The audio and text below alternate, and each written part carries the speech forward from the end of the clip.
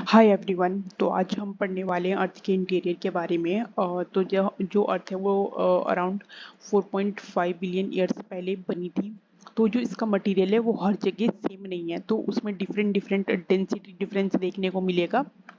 और जो हमारी अर्थ है उसमें जो मटेरियल है उसका कॉम्पोजिशन डिफरेंट डिफरेंट देखने को मिलेगा। उसी बेसिस पे हमने अर्थ को डिवाइड किया है कोर, कि उसमें डेंसिटी के कोर, मेंटल और क्रस्ट। Crust, mental, core. तो जो सबसे ऊपर वाली लेयर है उसको हम बोलते हैं क्रस्ट। फिर हम जो इनसाइड जाते हैं उसको बोलते हैं मेंटल, और जो सबसे ज्यादा इनर पार्ट है उसको हम बोलते हैं कोर।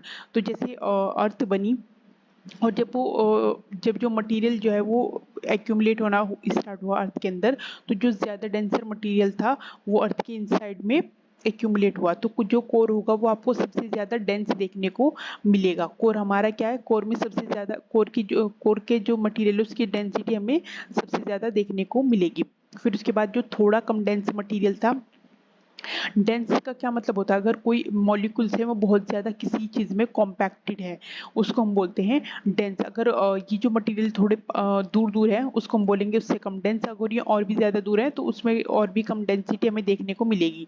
तो इसका मतलब क्या है कि जो कोर है उसमें जो मॉलिक्यूल्स है वो ज़्यादा डेंस है। उसके बाद जो उससे कम डेंसिटी आपको देखने को मिलेगी वो कहाँ देखने को मिलेगी, वो देखने को मिलेगी आपको मेंटल में। और उस सबसे कम जो डेंसिटी देखने को मिलेगी वो देखने को मिलेगी क्रस्ट में।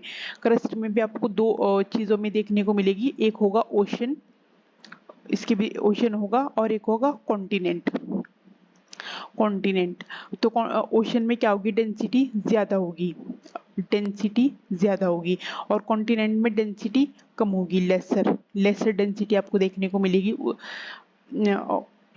अब देखो कि ये किस किस मटेरियल से मिलके बने हैं, कि इनमें क्या क्या मेजर मटेरियल है जो देखने को मिलेगा। तो जो क्रस्ट है उसमें क्या होगा कि जैसे ये क्रस्ट है तो इसमें आपको देखने को मिलेगा सियाल, यानी कि सिलिका। इसमें जो डोमिनेंस होगी मटेरियल की वो होगी सिलिका और एल्यूमिनियम की। और जो मेंटल होगा, मेंटल में किसकी देखने को मिलेगी आपको, सीमा। तो आप इसे क्या याद रख सकते हो, जैसे सियाल है तो ए आ रहा है इसमें पहले, तो इसे हम पहले सोच सकते हैं कि सियाल। और एम अल्फाबेटिकल ऑर्डर में बाद में आता है, तो हम इसे बाद में समझ सकते हैं कि ये बाद में आएगा। तो सेकंड ऑर्डर पे कौन सा आएगा, सीमा। तो इसमें क्या होगा, सिलिका, सिलिका, मैग्नीशियम, मैग्नीशियम। और फिर उसके बाद आता है नीफे। तो नीफे में क्या आता है, निकिल, निकिल। और क्या आता है, फेरियम, यानी कि आयरन। तो ये दोनों काफ़ी डेंस मटेरियल है जो आपको अर्थ के इंटीरियर में देखने को मिलेंगे। अब हम देख लेते हैं कि जो क्रस्ट है उसमें क्या है, उसमें एक पार्ट है ओशन और एक है कॉन्टिनेंट।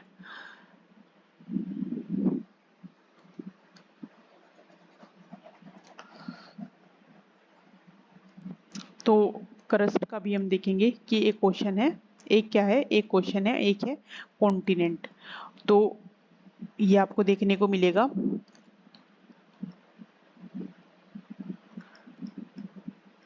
ये सी सरफेस हो गया और ये हो गया ओशन। तो लेकिन जो इनकी बाउंड्री होगी वो सेम नहीं होगी, उसमें आपको डिफरेंस देखने को मिलेगा। तो जो आपको जो थिकनेस होगी वो कॉन्टिनेंट पे ज़्यादा देखने को मिलेगी, कॉन्टिनेंट पे। और ये हो गया ओशन। ओशन में वो जो थिकनेस है वो कम देखने को मिलेगी। कॉन्टिनेंट पे आपको 70 से 80 किलोमीटर तक थिकनेस देखने को मिलेगी, और ओशन में कितने को देखने को मिलेगी, 10 से 15 किलोमीटर। तो जो थिक चीज़ होगी, जो मतलब इसमें आप क्या देखोगे कि जो ओशन है उसमें जो मटेरियल है वो कॉम्पैक्टेड है, यानी कि डेंसिटी ज़्यादा है। तो जो ओशन की डेंसिटी होगी वो 3 होगी। और जो कॉन्टिनेंट, क्योंकि कॉन्टिनेंट में सेम मटेरियल ज़्यादा एरिया में स्प्रेड आउट है, तो उसकी डेंसिटी कितने देखने को मिलेगी, 2.7। और जो यहाँ पे रॉक्स देखने को मिलेगी वो देखने को मिलेगी ग्रेनाइट रॉक। और मटेरियल कौन सा देखने को मिलेगा, सियाल। सियाल तो चेंजेस में मटेरियल में आपको क्रस्ट में भी देखने को मिलेगी, ओशन और सी में।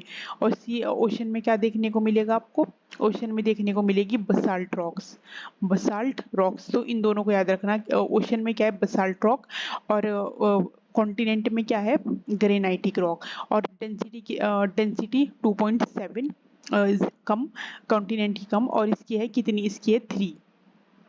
इसका रीजन क्या है कि इसमें बसाल्ट रॉक कैसे आई, क्योंकि यहाँ पे सी फ्लोर स्प्रेडिंग जो है वो काम कर रही है, और जो है ये कॉन्टिनेंट, ये ओशन का जो फ्लोर है वो बढ़ता जा रहा है। इस वजह से जो मटेरियल निकला, जो रॉक्स निकली एस्टेनोस्फेयर से, यहाँ पे जो रिजिस बनी, उससे जो मटेरियल निकला उससे बसाल्ट रॉक बनी। तो इसका ये रीजन है। अभी इनके बीच में क्या होगी, इनके बीच में दोनों की एक बाउंड्री देखने को मिलेगी ओशन के और कॉन्टिनेंट के, उसको बोलते हैं हम कॉनरेड डिसकंटिन्यूटी। तो जहाँ पे मटेरियल में चेंजेस आता है वहाँ पे हम उसको डिसकंटिन्यूटी के नाम से जानते हैं। तो जो सबसे पहले डिसकंटिन्यूटी है वो है कॉनरेड डिसकंटिन्यूटी। और जो मटेरियल में चेंजेस हैं, ओशन में ज़्यादा डेंस मटेरियल देखने को मिलेगा, और कॉन्टिनेंट में कम डेंस मटेरियल देखने को मिलेगा। और इनकी रॉक भी याद रखना, ग्रेनाइटिक रॉक और बसाल्ट रॉक। बसाल्ट रॉक क्यों, क्योंकि जो ओशन के अंदर जो लावा है, जो सी फ्लोर स्प्रेडिंग की वजह से हो रहा है, उसकी वजह से वहाँ पे आपको बसाल्ट रॉक्स देखने को मिलेगी। अब हम देख लेते हैं कि जैसे ये अर्थ है, तो हमने इसके डिफरेंट तो हम इसका क्रॉस सेक्शन लेंगे और इसमें समझेंगे कि कौन कौन सी डिसकंटिन्यूटी काम करती है अर्थ में। तो इसका क्रॉस सेक्शन है, तो आप सबसे पहले देखोगे कि जो अर्थ है उसका जो रेडियस है वो आपको देखने को मिलेगा अराउंड 6400। तो जो अर्थ का रेडियस है वो कितना है, जब अगर एग्जाम में पूछ ले रेडियस अर्थ का 6400, तो सबसे पहले आपको देखने को मिलेगी क्रस्ट। अर्थ की जो है क्रस्ट वो कहाँ तक है, वो अराउंड 40 किलोमीटर तक है। और जो क्रस्ट को तो सबसे पहले जो क्रस्ट देखने को मिलेगी, क्रस्ट के बाद आता है मेंटल। तो इनके बीच की जो दो बाउंड्री है कंटिन्यूटी, उसको हम बोलते हैं मोह डिसकंटिन्यूटी, किसके बीच में, क्रस्ट के मेंटल के बीच में। फिर हम आते हैं कि जो मेंटल है वो कहाँ तक स्प्रेड है, वो 2900 तक किलोमीटर तक स्प्रेड है। और उसके बाद आता है लास्ट में कोर। तो सबसे पहले हम इनको 3 पार्ट में डिवाइड कर लेंगे, क्रस्ट, मेंटल और कोर। तो सबसे पहले क्रस्ट के और मेंटल के बीच में कौन सी बाउंड्री थी, मोह। और मेंटल के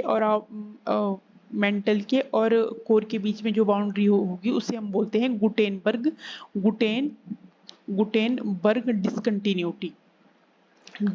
डिसकंटिन्यूटी। तो ये आपको ज़्यादा याद रखने की ज़रूरत है, जो भी बाउंड्री है दो लेयर्स के बीच में।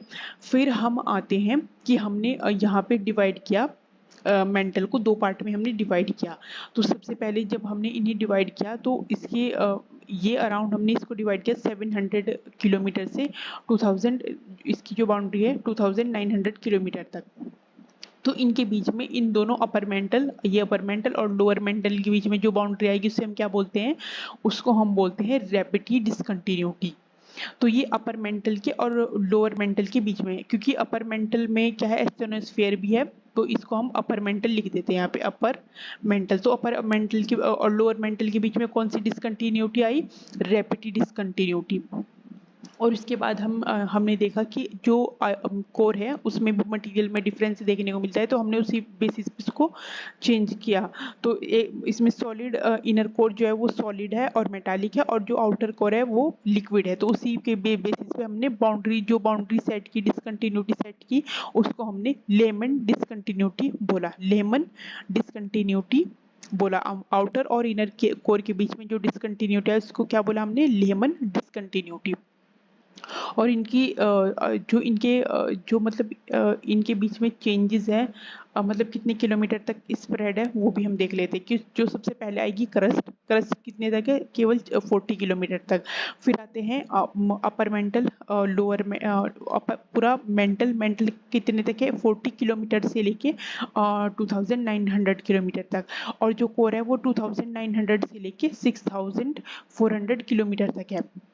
अब हम इनको सब डिवाइड करेंगे। तो जो क्रस्ट है, क्रस्ट के और अपर मेंटल के थोड़े से पार्ट को हम क्या बोलते हैं, लिथोस्फेयर। तो लिथोस्फेयर कहाँ तक है, जहाँ तक मेंटल में सॉलिड मटेरियल आपको देखने को मिलेगा वो क्या है, वो लिथोस्फेयर है। तो क्रस्ट किसका पार्ट है, लिथोस्फेयर का पार्ट है। फिर हम आ जाते हैं अब तो हमने मेंटल कितने पार्ट में डिवाइड किया, हमने मेंटल को पार्ट में अपर मेंटल और लोअर मेंटल। तो जो अपर मेंटल है वो कितने तक है, 700 किलोमीटर तक, और जो लोअर मेंटल है वो 700 से 2900 किलोमीटर तक। अब जो एस्थेनोस्फेयर है जो कि एक सेमी सॉलिड लेयर है, वो किसका पार्ट है, वो अपर मेंटल का पार्ट है। तो इसमें कंफ्यूज नहीं होना, ये बस उसको चेंज करके लिखा गया है, ये इसकी सब डिवीजन है एक तरीके से एस्थेनोस्फेयर। तो जितनी भी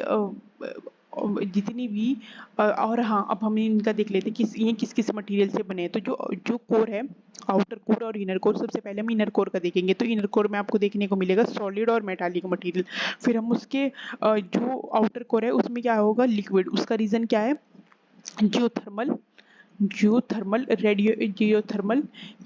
जियोथर्मल हीट की वजह से रेडियो एक्टिविटी की वजह से क्या हो रहा है, जियोथर्मल हीट जनरेट हो रही है और ये लिक्विड स्टेट में आ गया। फिर हम देखेंगे कि जो लोअर मेंटल है वो किसी स्टेट में, वो सॉलिड स्टेट में है। फिर हम एस्थेनोस्फेयर में जाएंगे, वहां पे आपको देखने को मिलेगा सेमी सॉलिड में, और जो लिथोस्फेयर है वो सॉलिड में ही है। तो अगर हीट ट्रांसफर होनी होगी तो कैसे होगी, और एक और याद रखो कि जैसे अगर हम अर्थ के इंटीरियर में जाएंगे तो हमें 1 डिग्री टेम्परेचर इंक्रीज देखने को मिलेगा, अराउंड 30 to 33 मीटर। अगर हम 32 से 33 मीटर की गहराई में जाते हैं तो हमें 1 डिग्री टेम्परेचर में इंक्रीज देखने को मिलेगा। लेकिन ये हर जगह सेम नहीं है, क्योंकि अगर ऐसा होता तो अर्थ का टेम्परेचर बहुत ज़्यादा होता है, जबकि अर्थ का जो कोर का टेम्परेचर है वो अराउंड 5400 डिग्री सेल्सियस है। तो ये भी ज़्यादा है, लेकिन अगर इस हिसाब से बढ़ता तो ये लाखों में जाता टेम्परेचर, क्योंकि टेम्परेचर हर जगह सेम लेवल में इंक्रीज नहीं होता। तो हम देखेंगे कि हीट ट्रांसफर अर्थ के अंदर होती कैसे है। अर्थ के अंदर हीट ट्रांसफर आपको किस लेवल पे देखने को मिलेगा। तो जो अर्थ के अंदर हीट जनरेट हुई इनर कोर में, तो इसमें क्या होगा, आपको देखने को मिलेगा कि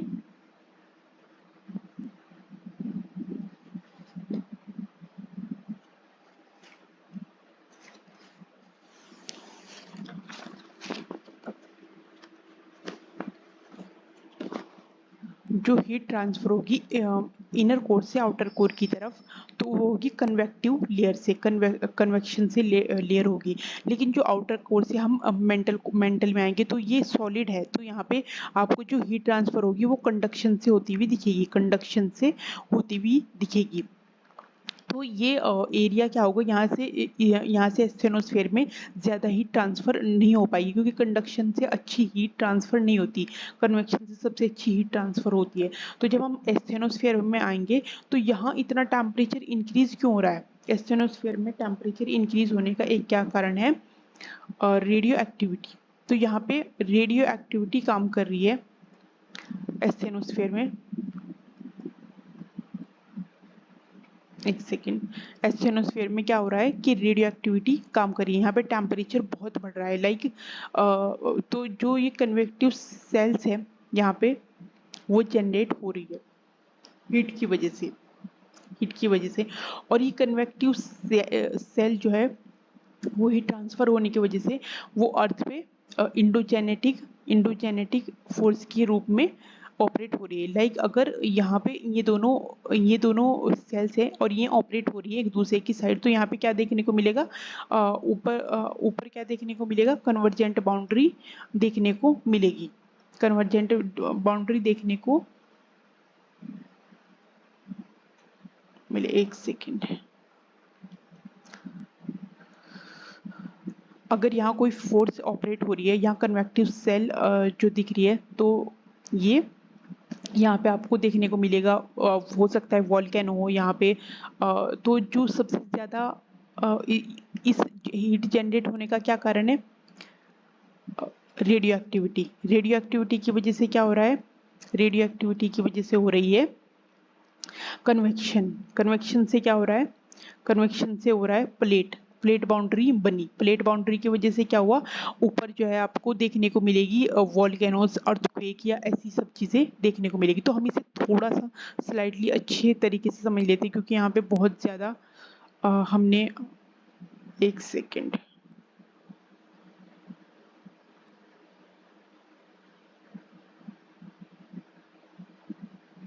हम एस्टेनोस्फेयर और लिथोस्फेयर को अच्छे से समझेंगे ताकि आपको कोई कंफ्यूजन ना रहे।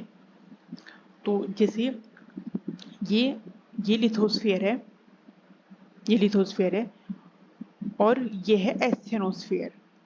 क्या है? यह है लिथोस्फेयर, लिथोस्फेयर और ये है एस्थेनोस्फेयर, एस्थेनोस्फेयर। तो जो लिथोस्फेयर है वो किस पे फ्लोट हो रहा है? वो हो रहा है एस्थेनोस्फेयर में।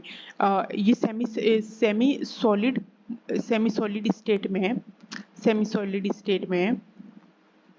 तो यहाँ आपको देखने को मिलेगा कि जो एस्थेनोस्फेयर है वहां पे आपको कन्वेक्शन देखने को मिलेगी, कन्वेक्शन करंट, कन्वेक्शन करंट दोनों साइड में। तो इनकी जो थिकनेस है वो किस पे डिटरमाइन होगी?